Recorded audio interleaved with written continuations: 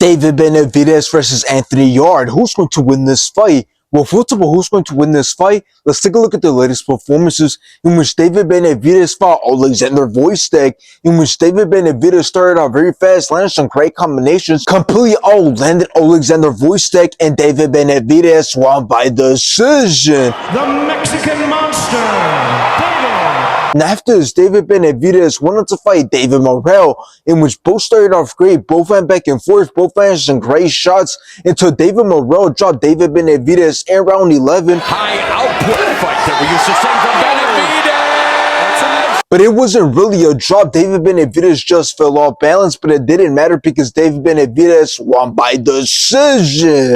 David El Monstro.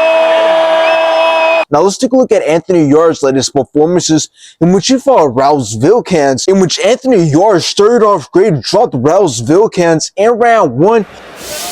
And gold, Vilkans.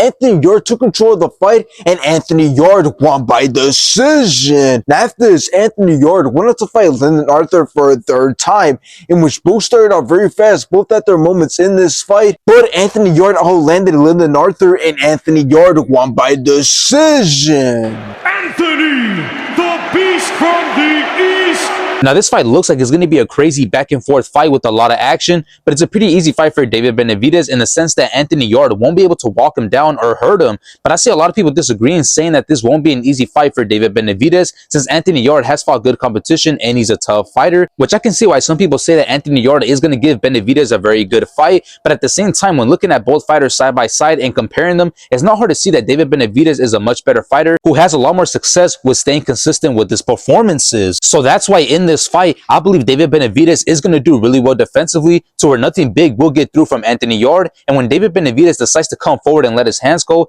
that's when he's going to be the one in control, and Anthony Yarde won't be able to stand his ground. I see a lot of people saying that David Benavidez doesn't have power at 175, which although that may be true, to where David Benavidez won't be able to knock somebody out with one punch, I still believe that his high output and non-stop pressure will allow him to punish Anthony Yarde and finish him. The only way that I can be wrong with my prediction is if it turns out that Anthony Yarde is much more durable than I thought, and he's able to take the fast and powerful combinations of David Benavidez over and over again, while at the same time landing some big shots of his own, and in the end he manages to do enough to take the win by decision. But I doubt this, because David Benavidez not only will be throwing a lot more, but he'll be landing the cleaner and more significant shots throughout the whole entire fight.